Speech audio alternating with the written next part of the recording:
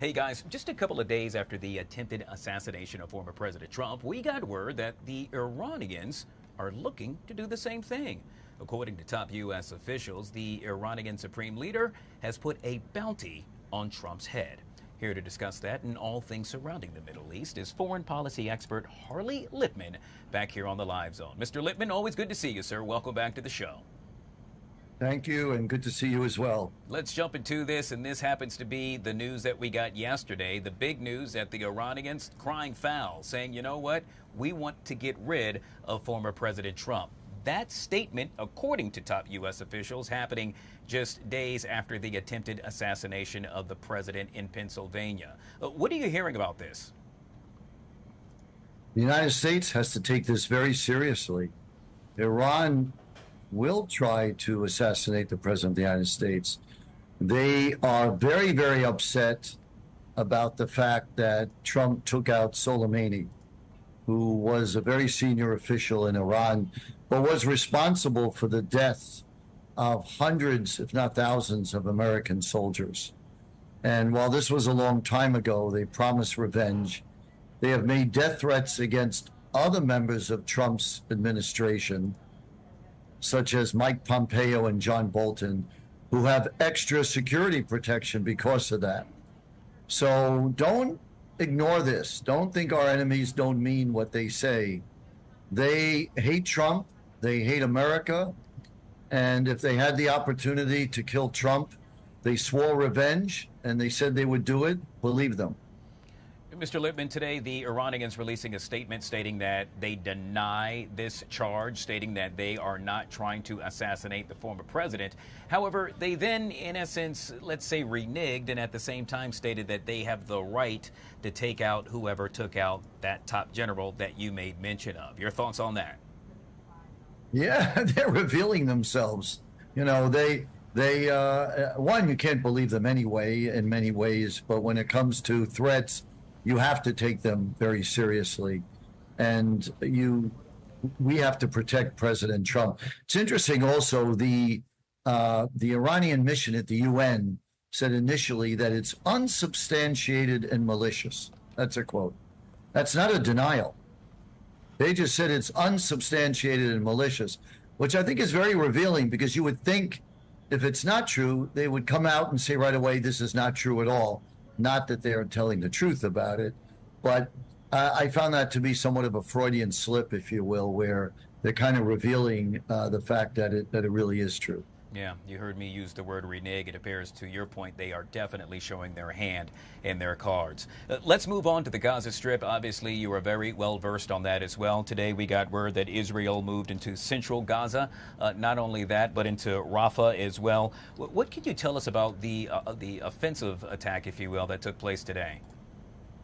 Well, Israel is trying to finish the job, which is quite interesting because we have a new vice presidential candidate, J.D. Vance, and he has said publicly that Israel needs to finish the job, and he agrees that Israel should do it. So this new vice presidential candidate, J.D. Vance, is very pro-Israeli and feels that Israel needs to finally get peace and resolution by defeating Hamas, which is very aligned with President Trump, and obviously has caused a great deal of anxiety in Iran, as it should. And so I think that Israel is simply trying to resolve this conflict by defeating Hamas, getting Hamas to surrender, and then beginning the task of reconstruction. But the only way you're going to get there is through victory.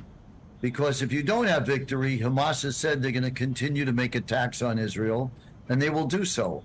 So I'm hopeful with Trump and Vance that we're going to get better outcomes in the Middle East than what we've had. I'll also say J.D. Vance has felt that the Biden administration's response to conflict in the Middle East has been, in effect, weak, that our airstrikes have been insufficient, more or less. I'm using those words.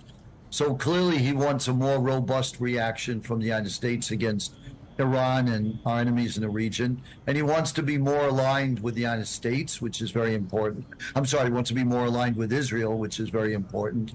So I think that Israel is in delicate negotiations, but trying to resolve the conflict by finally defeating this very, very challenging enemy of Hamas. And to your point, Mr. Lippman, when I was preparing for this segment today, it dawned on me. We are now 9 months into this war. Count them, 9 months. Hard to believe that. And yet the Palestinians, Hamas, if you will, still have the ability to attack Israeli forces. That's got to be concerning to you. You know, it's so interesting. I hear that a lot. But think of Vietnam. I mean, here the United States was bombing the heck out of the North Vietnamese. And that went on for years and years and years. And then we actually lost. So when you say 9 months, yeah, it feels very long because historically Israel has had very short wars, a month or less typically.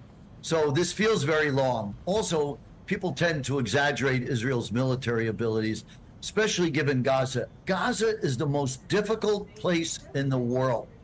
It is the most protected place in the world. It's protected by Amnesty International, by the UN, by these pro-Palestinian, pro-Hamas student demonstrators, by progressive Democrats, by, much of the world, by these tunnels that's bigger than the New York subway system, booby traps. And Israel is at the same time being very, very mindful of the civilian population. They don't want to kill civilians. They know it's only going to create more terrorists, turns people against Israel.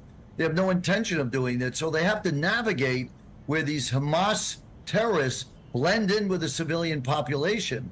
And it's just very, very challenging. So yes, 9 months feels like a long time relative to Israel's history of having shorter wars.